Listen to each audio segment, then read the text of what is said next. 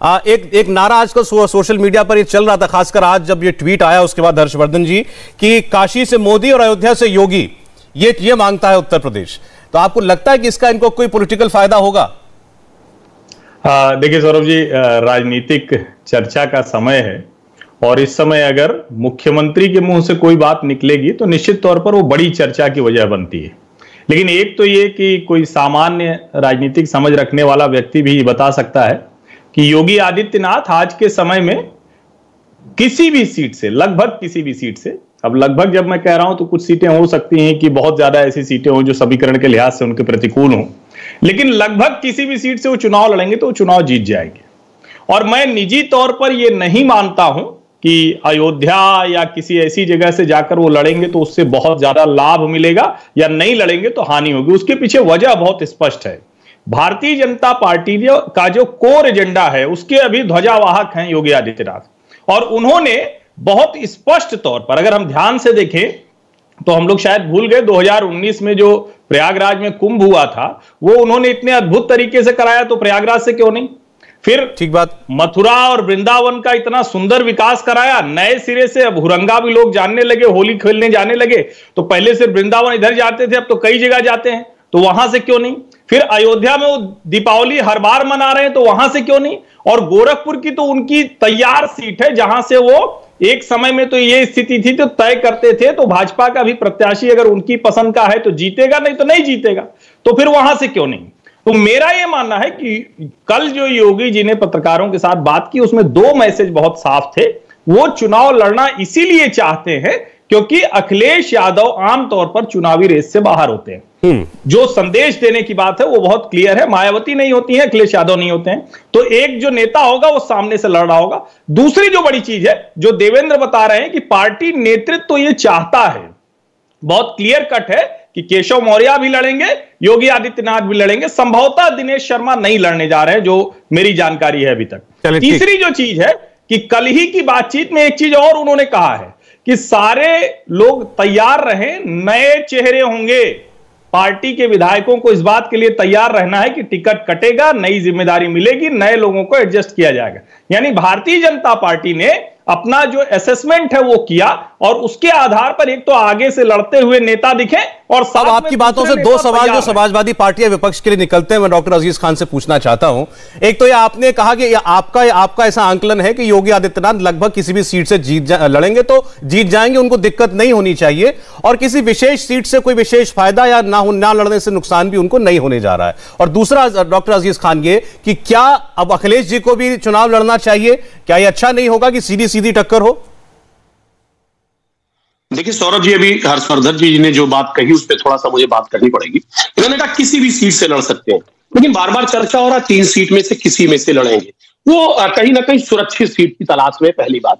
क्योंकि आज जो जन विश्वास यात्रा, आज भी लखनऊ में था, मैं निकल रहा था, देखा मैंने, वो जन विश्वास यात्रा निकल रहा है ना, उसमें जन दिख रहे हैं ना, उसमें विश्वास दिख रहा है, बिल्कुल पूरी तरह से जन विश्वास दोनों लोग नहीं दिख रहे। आप देखिए कहीं ना कहीं घबराहट है और लगातार हालात जो है वो विकट होते जा रहे हैं। देखिए रैलियों का बौछार, शिलान्यास जो हो रहा है वो शिलान्यास के बहाने रैलियां हो रही हैं, सरकारी तंत्र का इस्तेमाल हो रहा है सौरभ जी।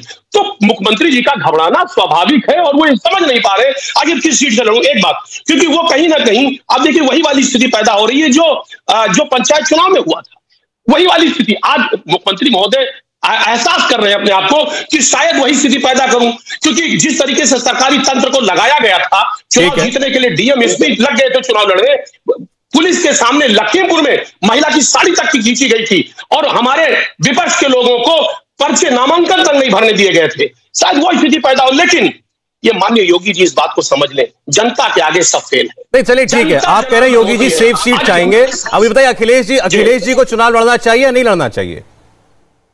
हमारे नेता हैं, वो सर्वमान है, अपने हिसाब से जो तय करेंगे बेहतर तय करेंगे। अभी उनको जनता में रहना है, जनता के बीच में रह करके प्रचार प्रसार करना है, अपनी बात को रखना है। देखिए अभी राजेंद्र जी बैठे हैं, सांसद हैं, इन्होंने साफ साफ कहा प्रधानमंत्री और मुख्यमंत्री पद के उम्मीदवारों को तो चुनाव लड़ना ही चाहिए। अभी इनके खुद के मुख्यमंत्री नहीं है विधानसभा में चुनाव लड़के पहुंचे हुए, तब भी ये कह रहे हैं, खुल के कह तो रहे ना।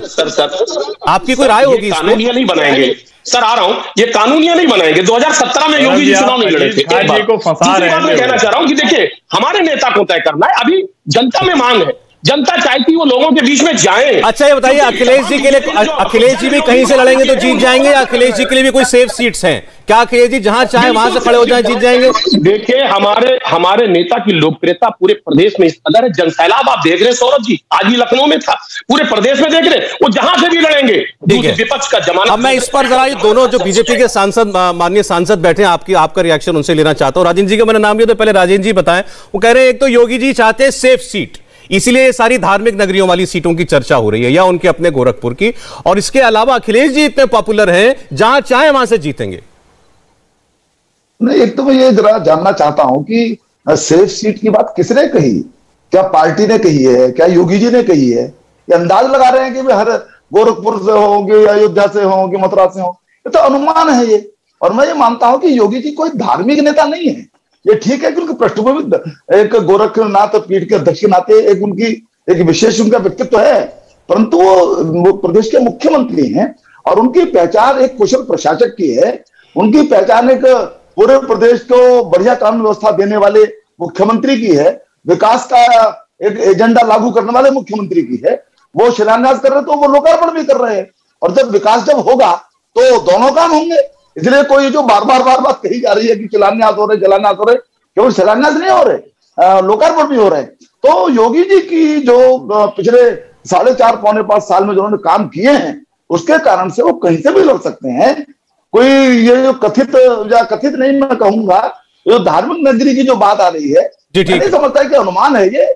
प्रदेश का नेता, राष्ट्रीय नेतृत्व जहां से तय करेगा वहां से वो लड़ेंगे, कहीं से भी लड़ सकते हैं। नहीं, ये इस लिहाज, ये राजेंद्र, हम इसलिए नहीं कह रहे हैं बात कि ये हम इसलिए नहीं कह रहे बात कि अयोध्या ही क्यों, मथुरा ही क्यों।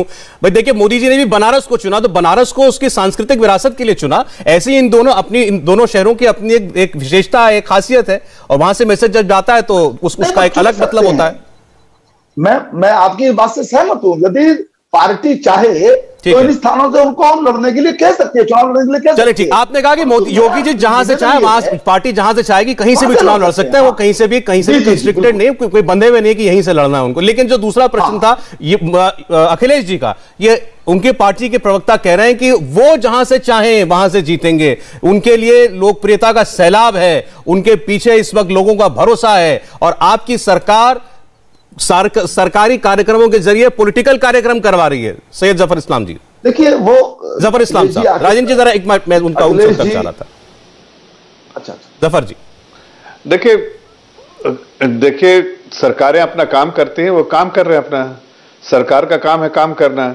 इसमें क्या पिछले सरकारों ने नहीं किया है? और मेरे ख्याल से तो ये पिछले 5 साल से लगातार काम होते जा रहा है। तो जब जिस वक्त जो प्रोजेक्ट होता है उसका शिलान्यास होता ही है, उसमें कौन सी बड़ी बात है? ये कोई ऐसा थोड़ी है कि पहली बार इसी सरकार में हुआ है, लेकिन इस सरकार में शुरू से हुआ है, बाकी सरकारों में सिर्फ आखिरी में होता है। हमने शुरू से बहुत सारे काम किए हैं, ये भी एक काम है, इसके अपने टाइम से ये खत्म भी हो जाएगा, उसी हिसाब से काम अगले बार हम इसका जो है इनॉग्रेशन भी कर देंगे जब हमारी सरकार रहेगी तो। लेकिन हकीकत में एक बात है, जो बार बार जो बातें आ रही हैं कि योगी जी, हमने कहा कि योगी जी आज इतने पॉपुलर लीडर हैं, उनकी जो पॉपुलैरिटी इतना ज्यादा बढ़ी है पिछले 5 सालों में कि वो चाहे उनके अपने घर के सीट से गोरखपुर से, या इनके जो सबसे सेफ सीट है रामपुर से, कहीं से भी लड़ा दीजिए अच्छा, वो हर जगह से जीतेंगे। लेकिन ये अखिलेश यादव वो 3-4 सीट के अलावा कहीं जा नहीं सकते हैं। उनको कितना भी आप ये कोशिश कर लीजिए, वो जाएंगे नहीं, इसलिए कि उनको मालूम है कि उनका जहां भी जाएंगे वो लड़ लेंगे गोरखपुर से, तो पता चले वो लड़ ले कोई ऐसी सीट में, मैं बोलता हूं जहां से उनको खुद पता है कि नहीं जीत पाएंगे। इसलिए परिवार वाले लोग 2-4 ही जगह से लड़ सकते हैं, वो जमीनी नेता नहीं है, वो परिवार वाले लोग हैं। इसलिए कहीं ना कहीं देखते हैं जहां पर उनको ज्यादा उनका परिवार का थोड़ा प्रभाव है, वहां से लड़ते हैं। ठीक है, ठीक। योगी जी जमीनी नेता है, घर घर तक पहुंचे हैं, इसलिए वो कहीं से भी लड़ सकते हैं और आराम से जीतेंगे। और साथ साथ जिस जगह से लड़ रहे हैं उसके आगे पैसे कम से कम 100 सीटें जो है ना, वहां पर आपकी जमानत जब्त होगी, ये भी आप ध्यान रख लीजिए। इंडिया टीवी हर वक्त हर जगह डाउनलोड करने के लिए सर्च करें India TV news Google play store या ऐप स्टोर पर।